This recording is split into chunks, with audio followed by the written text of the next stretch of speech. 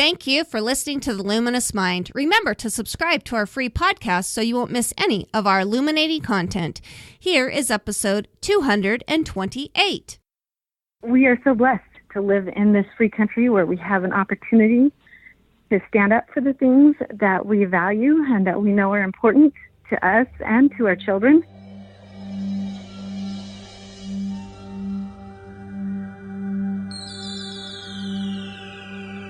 Benjamin Franklin once said, "Do not curse the darkness, rather light a candle instead."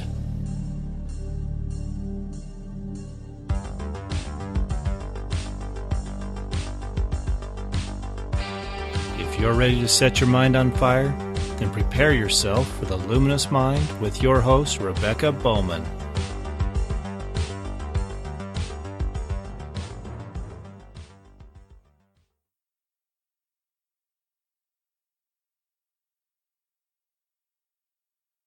Today's fire starter is Julianne Young. Julianne is from Idaho, where she grew up and was taught very well by her parents to work hard, carefully analyze information and ideas, pursue your dreams with a passion, and fearlessly stand up for truth. She is a wife and mother, a scout leader, a gardener, a hobby farmer, and an avid reader and researcher, an editorial columnist, and an American to the core. She's married to Kevin Young, and they have 10 beautiful children. They own a small hobby farm that includes Jersey cows, a colorful flock of chickens, and a geothermal greenhouse. Her family loves to work hard, play hard, hike and camp, make beautiful music, and participate in dramatic productions. She pursued and earned a bachelor's degree in education. She's an individual of faith and has a strong tradition of service in her church and community. As a mother, she understands that each child has unique strengths and weaknesses, and that excellent education directly addresses the real needs of children, one child at a time. Over the last dozen years or so, she has become an avid student of principles of government, including those contained in our founding documents and the stories and writing and philosophy of those who shaped our political system. The latest, most pressing educational issue is called CSE, or Comprehensive Sex Education. It is very important that parents are fully informed on the content of the curriculum, which is destructive and demoralizing to all those who are affected. This is a goal at this time to warn parents, educators, and leaders of CSE. We would like to make a disclaimer. This podcast may contain content unsuitable for young children. Welcome, Julianne. Hi, how are you today? I'm so excited to hear more about your message. However, before we get into any of that, can you tell our audience a little bit more about yourself? Oh, I am a mom, got 10 beautiful kids. My oldest is 23. My baby is just turning 3 this year. I'm also a mom that loves to teach my kids, so I've been a home educator from the start. I'm a person who loves to read and analyze. I have spent a lot of time studying different philosophies and trying to understand where people come from and why they think the way they think. And I'm also a very passionate American. I love our Constitution and this beautiful free country that we have, and the principles of freedom that bless our lives and let us have the opportunity to make choices and be responsible for our lives. That's awesome. Well, in your bio, we kind of talked about that. I want to hear the background to how you decided to really start being this avid student of our founding documents, and then how that has kind of worked into what you're doing now. Yeah, I don't think there was any one magic moment when my life changed along those lines, but I've always loved my country a lot, and I reached a point in teaching my kids when I've wanted to really be able to teach them effectively, and so I started studying the law by Bastiat, Proper Rules of Government by Ezra Taft Benson, the 5,000-Year Leap, and it just kind of snowballed from there. And the more I read, the more just entranced I was with what a beautiful gift we have in our free society. And it's just a natural thing when you start thinking about something, you look around you, and all of a sudden you start noticing it. Yeah. In lots of places where you wouldn't have noticed it before. And those principles just started to come to life for me. And because I loved them, it was a real natural thing then to want to defend them and stand up for them. That's awesome. Well, and then how has that worked into what you're doing now with running for as a representative and stuff, and then also your work with CSE? So right now I am in the middle of a campaign for a seat in the Idaho House of Representatives. We got into this because I have become an involved citizen, somebody that studies issues and speaks up when I think that something is not right. And so there was a bill put forward by my representative this last year that would have changed the sex education statute in Idaho in a way that I believed was dangerous to parental rights and also dangerous to our kids. And so I started working to try to address that with my representative.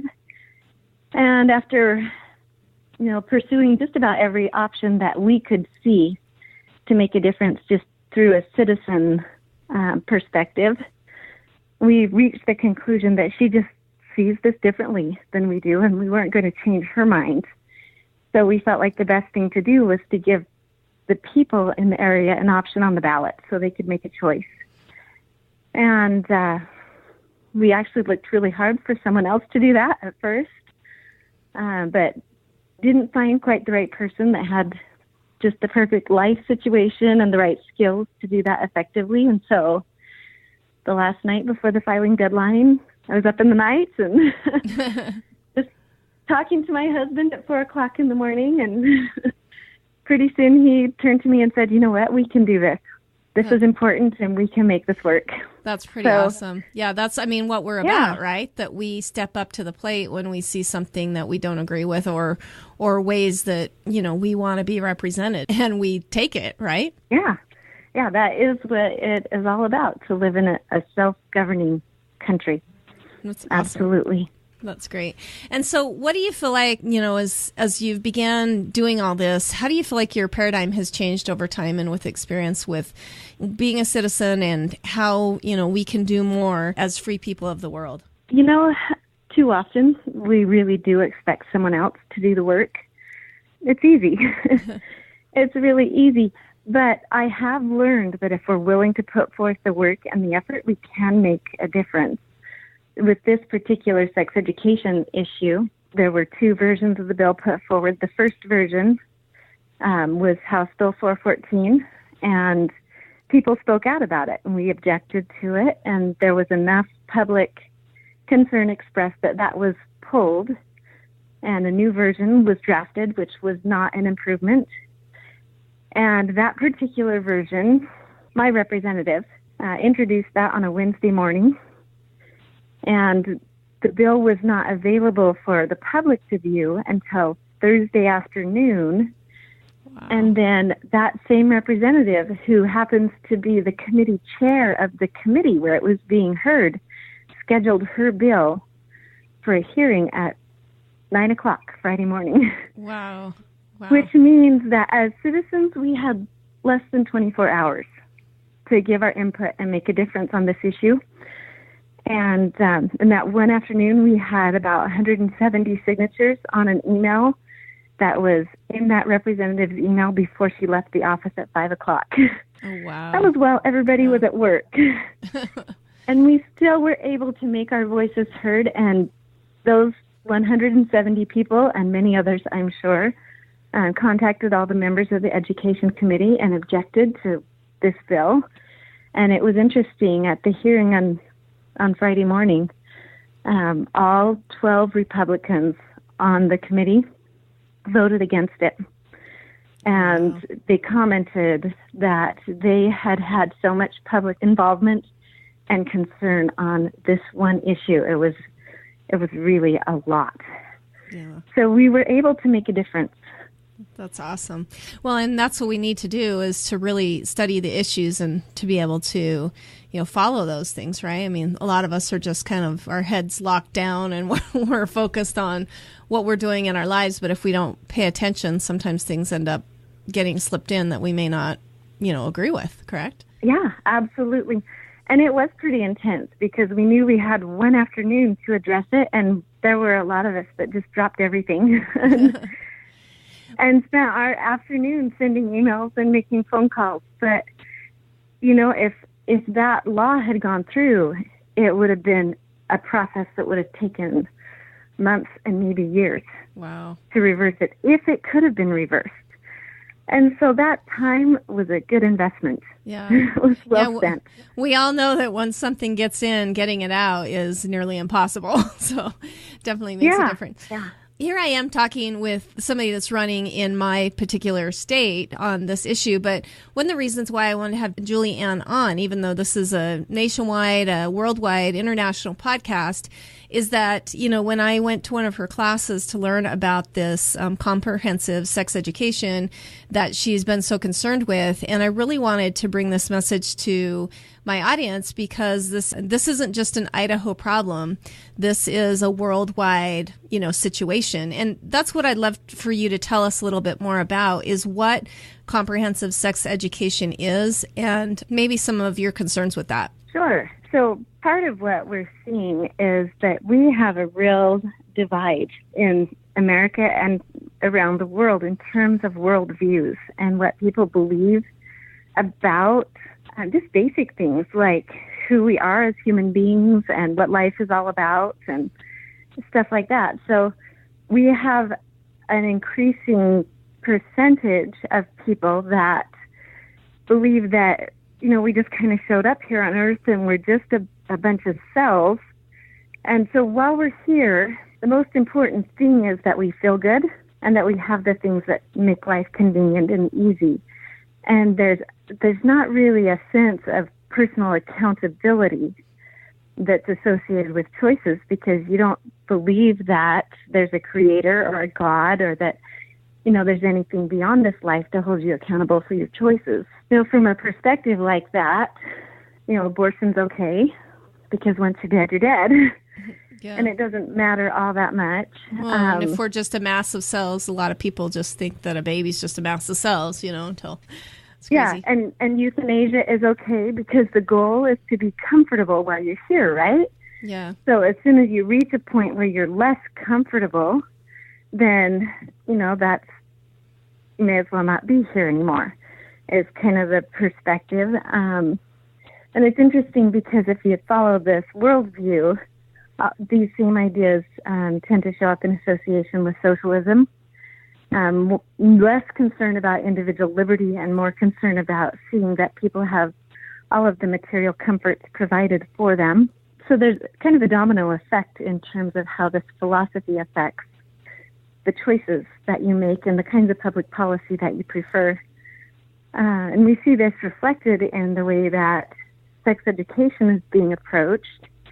If you look at Planned Parenthood and their issue brief on sex education in the United States, they say that as human beings, we have a right to sexual information and sexual pleasure. And in some other places, they'll say a right to sexual expression. This is something that they believe we're born with, a right to sexual pleasure and sexual information and expression. So this is a really different perspective from a worldview that believes that there are rights and wrongs and that, like sexual intimacy, have an appropriate place and time in society, that they're not just about us and what feels good and what we happen to want, but that we have responsibilities to a family that's bigger than us and to children that will come after us. And these kinds of ideas, it's an entirely different worldview with different outcomes. Well, and that's what we do here is paradigm changing. And I really feel like this particular topic that we're talking about is just a different paradigm change because we know that not everyone in the world believes that, there is a time and a place for sexual education stuff. And I definitely want to let's kind of get into the nuts and bolts of what we're talking about here. Yeah, we're thinking, yes, kids need to know how the mechanics of things work and stuff. And there are a lot of parents that don't teach their kids about sex ed. What's the difference between what you're seeing now and what our sex ed in Idaho in particular used to be and where this comprehensive sex education wants to go? Because like I said, this is an international movement, correct? Right, it is. And one other important thing to keep in mind here, too, is that this is about worldviews, but it's also about parental rights.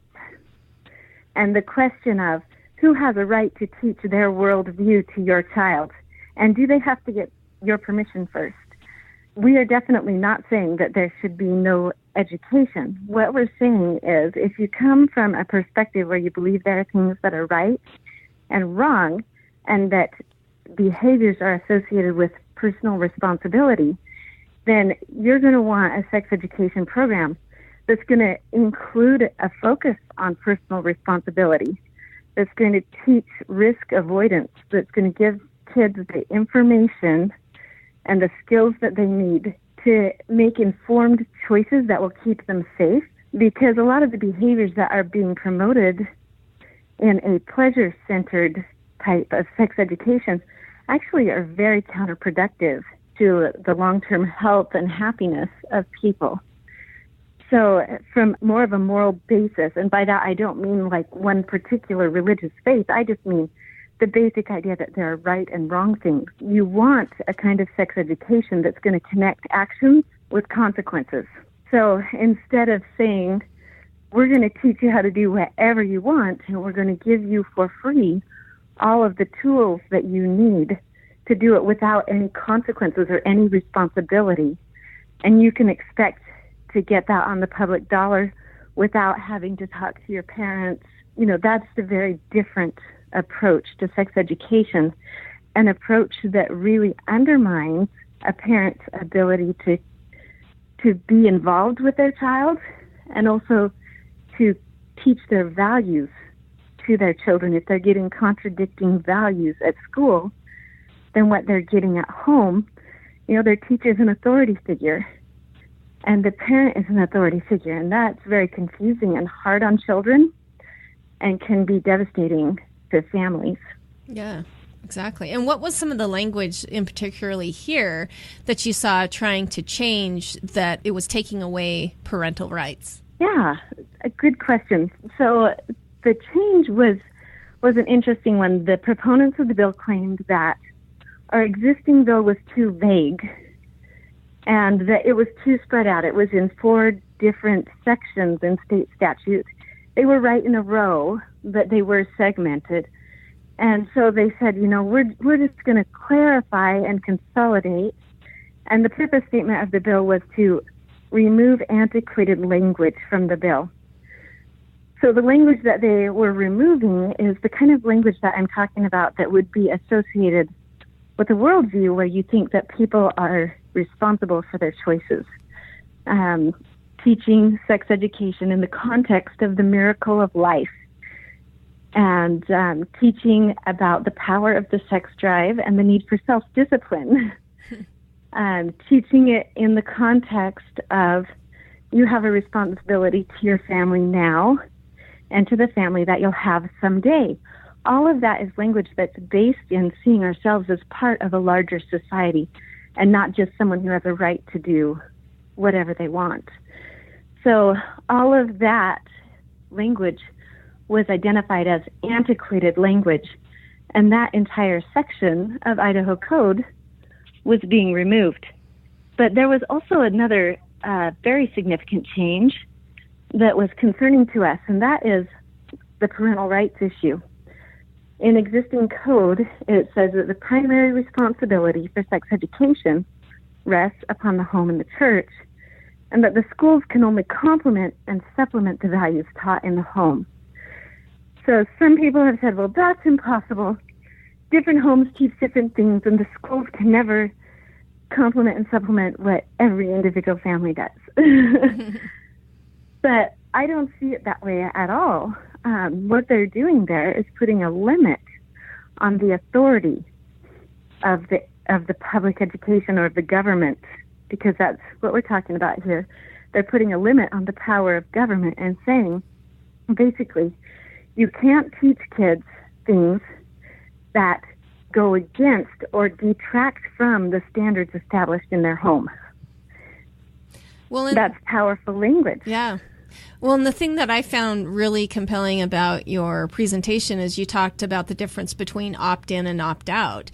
And I think that goes with this type of language. Is that correct? It does. Maybe before I jump to that, let me share with you the new language that was proposed for that parental rights segment. I told you that she pulled the first version of the bill and redrafted it.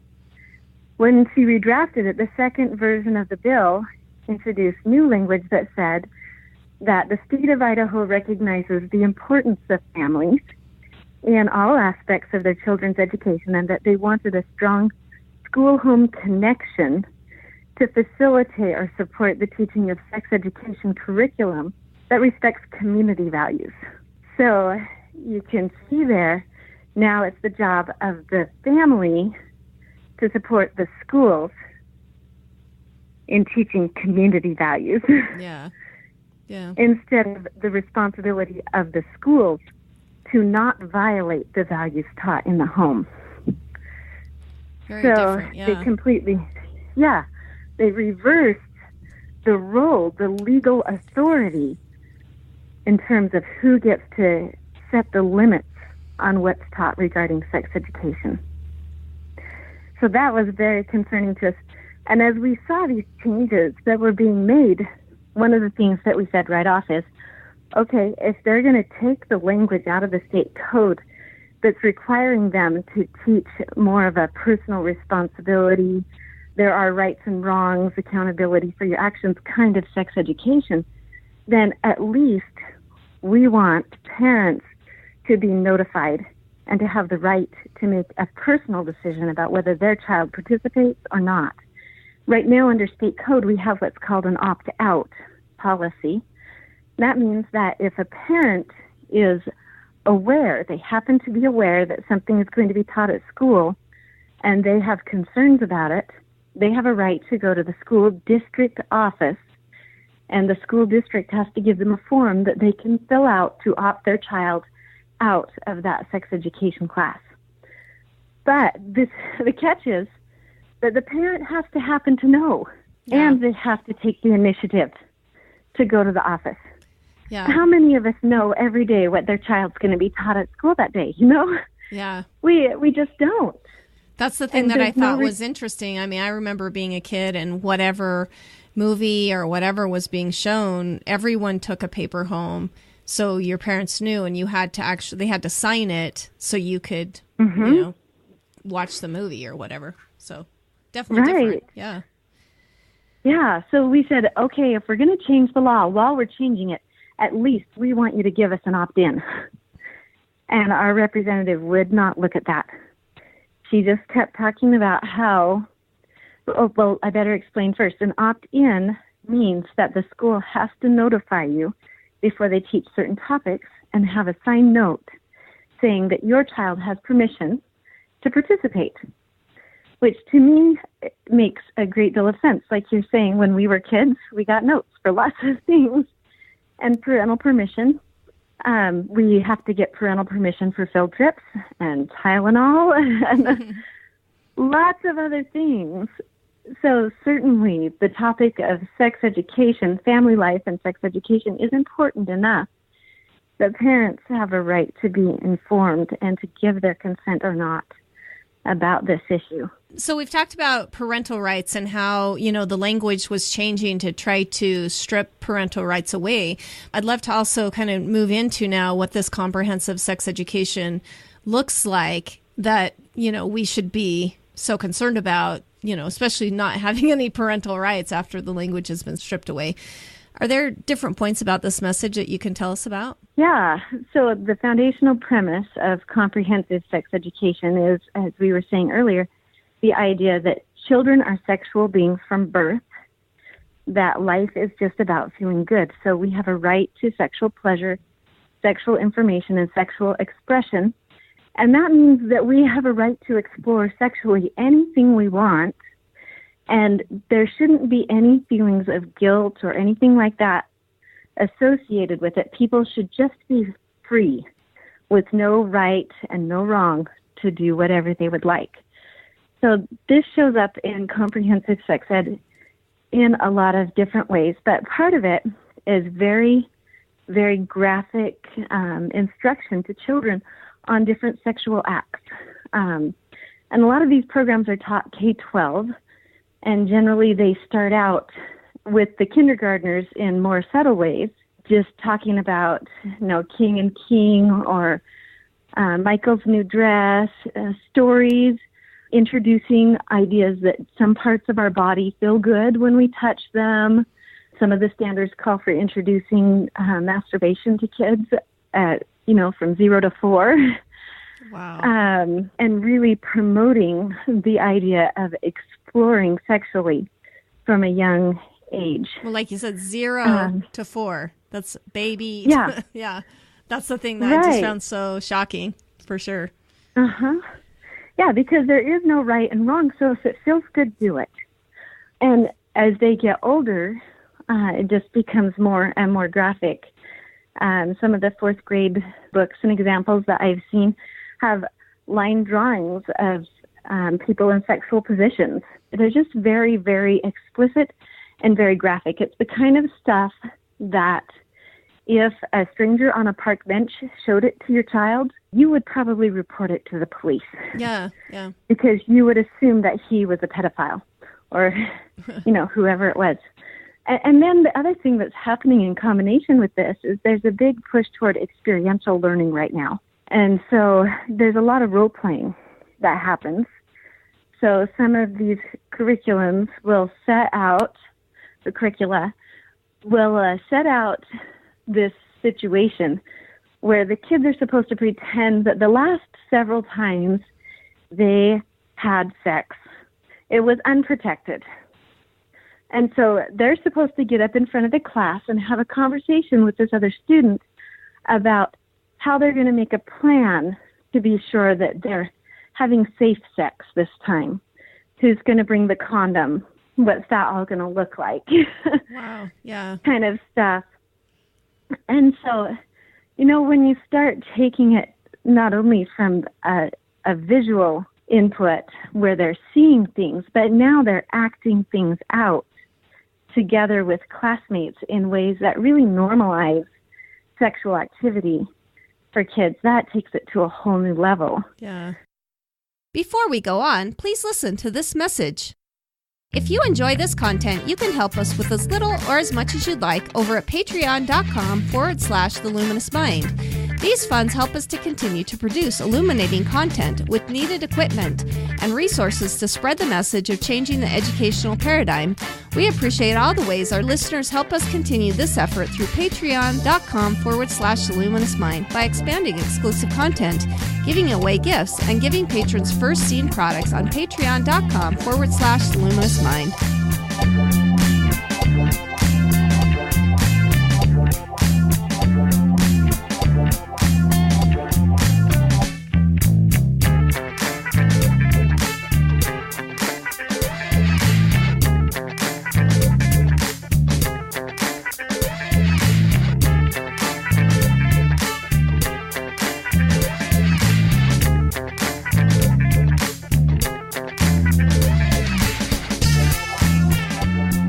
Welcome back to The Luminous Mind with Julianne Young, who's taking a stand for our youth.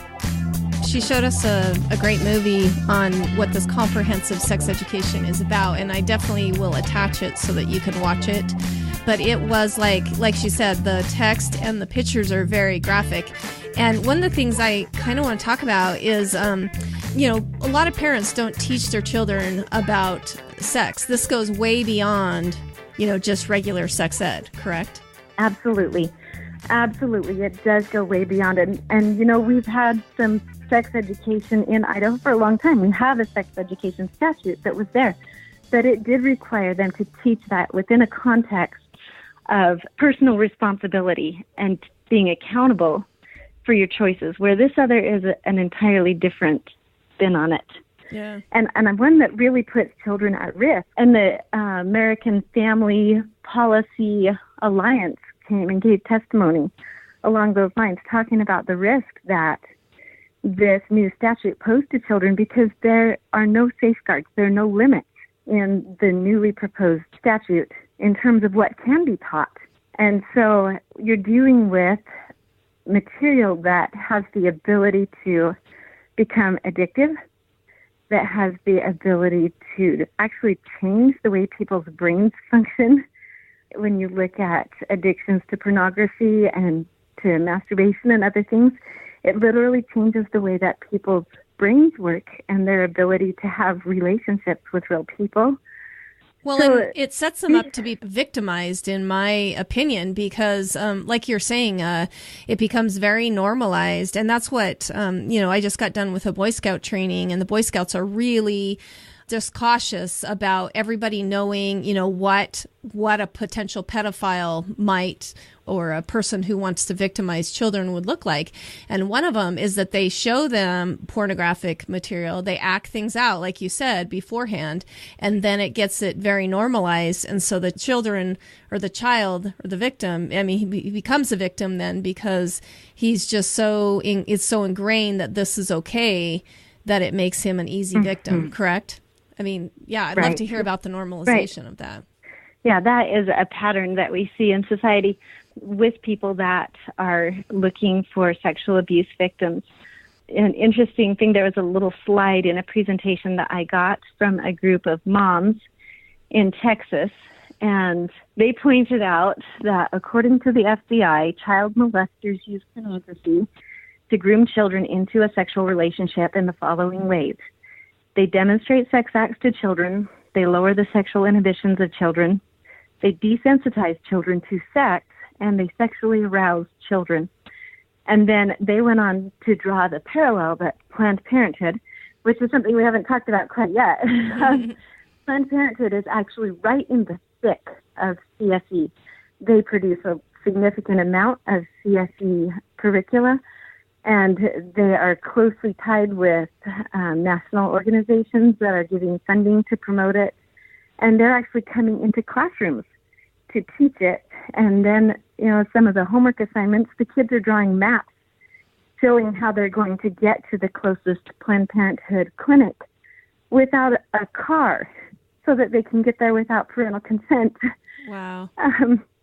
They're telling the kids, you can have these services on the public dollar without parental consent after you're 12 years old. So they're really cutting parents out of the picture. These moms in Texas on this slide made the point that Planned Parenthood is using sex education to groom children for sex and create a demand for their services.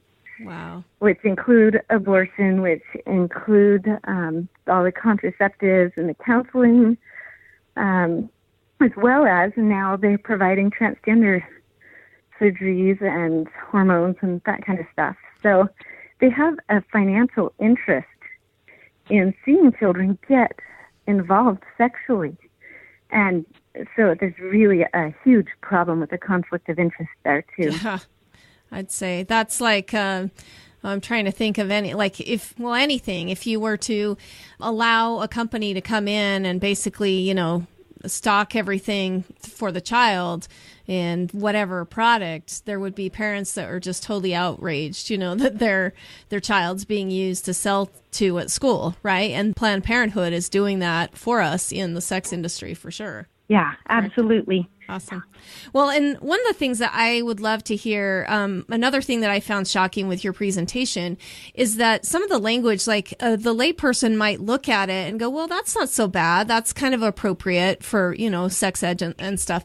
But tell us like the key language that we should look for when we're approaching this comprehensive sex education that should really be concerning to us. Yeah.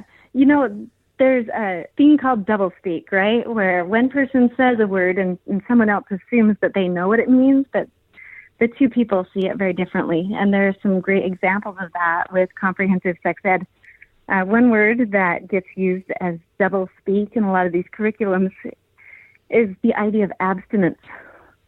So when most of us hear the word abstinence, somebody says we're going to teach abstinence-based education, we assume that that means they're going to teach the kids that they shouldn't be sexually active, right? Yeah. But from a CSE perspective, abstinence means sexual behavior that doesn't result in pregnancy or STDs. So an example of that would be like masturbation or oral sex or something. Oral sex. Yeah. Anal sex. Oh, wow. They've got books for 7th graders on dry humping and, all kinds of stuff. But all kinds of sexual exploration is encouraged in the name of abstinence education because the focus is on, does it get you pregnant? And, that's another interesting thing about what they're doing with CSE. The big benefit that they keep pointing to is this reduces pregnancy. This reduces teen pregnancy. Well, 80% of unplanned pregnancies happen because of failed contraceptives. Yeah. So if you're taking children and you're encouraging them to experiment sexually and you're giving them free contraceptives, you're setting them up. Yeah. You're setting them up for a problem. But, this is really the only benefit that they can point to because so many of these behaviors are linked to incredible risks in terms of their mental, emotional, and physical health in the long term. So really the only benefit they can point to is, well, we're giving kids stuff to keep them from getting pregnant. And it gets carried to a really absurd extreme even. One CSE curriculum that I saw some excerpts from just recently encouraged kids to role play some of these sexual situations with people of the same and opposite gender. Oh, wow. Because they said, people of all different genders and sexual orientations need to know how to avoid the risk of pregnancy. Oh, wow. That's interesting. I had to really scratch my head over that one. Yeah. There are some kinds of sexual activities that are not going to get you pregnant. Wow. Yeah, that is interesting for sure. But they still pointed to that benefit. So there's just a ton of misinformation in a way as well. I mean, to go along with that, right, of what doesn't get you pregnant. Right. I'm realizing I digressed a little bit from your original question, which was about the doublespeak. Uh-huh. So abstinence is a good example of doublespeak. A couple of other good examples would be the term age appropriate. When most of us hear that, we assume, well, these kinds of topics are not appropriate for kindergartners. They're not appropriate for fourth graders. But if you believe that children are sexual from birth, then your idea of age appropriate is going to be very different. Yeah, when we're saying 0 to 4, that's totally fine. Yeah. Right? Yeah. Right. From that perspective, that is what they call age appropriate. And it's not what most Idahoans, at least, would consider age appropriate. And one last term that's a little bit misleading is the term medically accurate. And in the Family Policy Alliance testimony during the hearing, I thought they did a really good job of pointing out that just because a curriculum is medically accurate doesn't mean that it's okay. Because there's a lot of very detailed information about sexuality that could be given to children but not be appropriate or okay. Yeah. Well, and medically, you're thinking, okay, they're going to learn the correct terms for, which I think that's important, that they actually know what parts their body is called. But but when you were showing us that video, it almost was like, what? That's medically, they use just really odd terms, I think, very perverse terms too. Right. Well, and I think that there is, for me personally at least, you cross a line when you go from talking just about basic biology. This is how it works in terms of how a child is conceived, to talking about sexual experience. Yeah. To identifying, how you stimulate parts of the body. Yeah. And giving the details of sexual intercourse. For me as a parent, you have definitely crossed the line there in terms of what I believe is appropriate for children. And so, well, like we talked about, medically, it sets them up to be groomed. I mean, it's a grooming thing for sure. So yes, absolutely. So, well, and I'd love to hear, a lot of my audience maybe don't have kids in public education, or really, I don't know, we don't worry about, what's being taught there. But why should a person that doesn't have children in the public education worry about this comprehensive sex education? Yeah, well, there's a lot of reasons. First of all, even if you happen to homeschool, your kids have got to grow up and marry someone, right? Yeah, exactly. And you're going to have grandkids, And your grandkids may be in a public school classroom, but the other side of that is that what these organizations are actually working to do, and this is their own self-proclaimed objective, is to change the cultural and sexual norms in society. So we're talking about something that is going to affect our entire culture. The family is the fundamental unit of society. And so if you're teaching kids behaviors that disrupt the family, then that one thing alone has a huge domino effect. Yeah. I mean, we're seeing that now. The falling apart of the family has created so many other social ills in our society, correct? That's right. Yeah. That's right. In terms of criminal activity, in terms of economic stability, in terms of academic success, in terms of their long-term emotional stability, all of these things are affected by whether or not they have a strong family support system.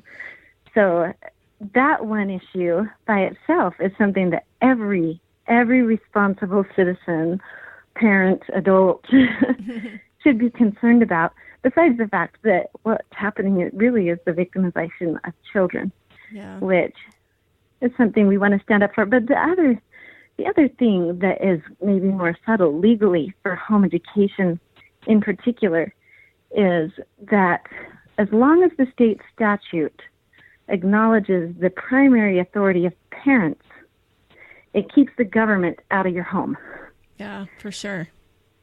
And as soon as they say in state statute, it's the responsibility of the family to teach community values, you've lost control of your curriculum, even as a homeschooler, if the time ever comes that home educators are required to follow state education statutes.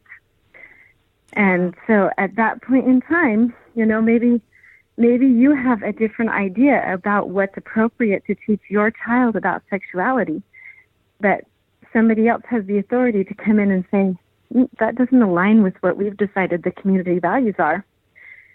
So, we're going to pull your child or, whatever. So there are some concerning things there. Well, and you've talked about, we're obviously, you're running for legislature in Idaho, but you've talked about how you've worked with women from all over the United States in this, in this effort. Give us an idea. We already talked about we're up against Planned Parenthood in a way, but what are some organizations that, do you have any maybe other organizations that you feel like are helping to support this implementation of the comprehensive sex education? Yeah, absolutely. The Sex Education and Information Council of the U.S. is an organization that is a federal organization, and they distribute our federal tax dollars to promote CSE, and they're using those tax dollars to encourage states to begin implementing it. We have some CSE curriculum in Idaho, not through our schools, but through our state health department, because of SECUS grants, and those are being taught by health department personnel in some of our schools. But the other place that we see this really big, and you mentioned earlier that this is in other countries. I've had multiple people come and talk to me about having been on missions or, serving in other countries and seeing this stuff come into some of these third world countries and places around the world, because this is being pushed really hard by the United Nations. And Planned Parenthood has an enormous voice at the United Nations and works closely with UNICEF and some of these other international organizations in promoting this. Wow, that's crazy. Well, give us some long-term goals that you are, that you have for yourself and how you're hoping to further this message. Yeah, well, one thing that I hope to accomplish is just general public awareness, first of all, because if parents don't know about it, they can't stand up against it. And I feel like as adults, we have a responsibility to be informed and to be willing to take some heat so that we can keep our kids out of the crossfire, because our children don't belong in the crossfire of this sexual revolutionary kind of movement that is unfolding in places in our society. that in addition to educating other people, I think that we've got to stand up and take action. I'm hoping that the decision to run this year will send a clear message to the Idaho Legislature that when it comes to parental rights over our children, our authority to say, this is appropriate for my child and you may or may not teach them these things, that this is a hands-off issue. You know, Idaho parents are not going to just roll over and let the government teach our kids whatever they want about these sensitive topics. So if we can send that message loud and clear, then I think we will have done a lot of good. That's great. And then, of course, should I win, I will have an opportunity to advocate for parental rights, for local control, for all of these kinds of issues that are so important to us in Boise. Yeah. Well, and that's one of the crazy things about all of this is wherever you're at, you know, there's all these international organizations that are pushing this on people.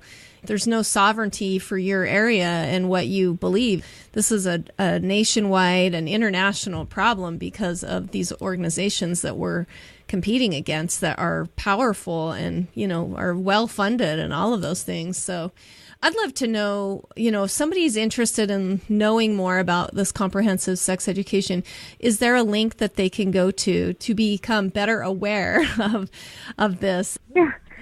So my website is youngforidahohouse.com, and I have the story of our experience with this bill and just some general information about CSE on my website. Another place that someone could go is familywatchinternational.org and also stopcse.org. Those would all be good places to go just to get your feet wet. That's great. You know, Rebecca, can I back up? There's one other little piece that Sure. I wish we'd talked about. Sure. Go ahead. Another interesting part of our experience with this bill was that we became aware pretty early on that the National Organization of Women was backing this bill. And they actually sent out an email to their membership announcing that they supported these proposed changes to Idaho legislation, but that they had a Republican who was the chair of the Education Committee who was sponsoring the bill. They had high hopes that it would pass, and they were afraid that if organizations like now the National Organization of Women, which is a radical feminist group that's very pro-abortion and has pushed for the normalization of lesbianism since 1973, they said if organizations like NOW and Planned Parenthood come out in support of this bill, then we're concerned that it will scare Republicans away from voting for it. Oh, wow. So, you know, the representative that sponsored it has continued to insist that her bill did not open the door for these organizations to come in. She took out two important words in the bill. It used to say that school district community groups could participate in the creation of sex education curriculum. She took out the word school district. So now it just says community groups. Wow. Wow. Which means that they can come and demand a seat at the curriculum table. And then parents are sitting directly across the table from Planned Parenthood, and Planned Parenthood is going to completely dilute the parental voice because they have so much money and power and influence. Well, and if it's not done through the school board or, you know, through that school district, I mean, that's an elected representative that you actually have control over. But if it's just community groups that are making it and handing it to them and saying, this is what you're going to teach, there's no check or balance on that, correct? I mean, that's the real concern, I would think. Right. Well, and the language says school district shall involve community groups. Oh, wow. So that says to me that if a community group, any community group comes to the school district and says, we want to be involved, the law stipulates that they shall involve them. Not may choose to involve, but shall involve. It so forces their anyway, hand, correct? It does. It does. And people have said, oh, no, that can't happen in Idaho. That's not what it means. I have to ask, if it does not open the door for those organizations to get involved in sex education curriculum, why are they backing the changes? Exactly, for sure. Do you have any final parting words for our listeners before we say goodbye? Oh, just that we are so blessed to live in this free country where we have an opportunity to stand up for the things that we value and that we know are important to us and to our children. And so, get informed and get involved, because the decisions that are being made, the discussions that are being had right now are so important for the future of our families. That's wonderful. Again, we've been chatting with activist and parent Julianne Young.